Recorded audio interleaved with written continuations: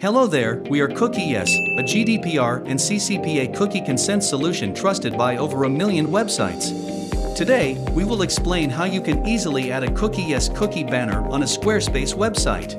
Let's begin.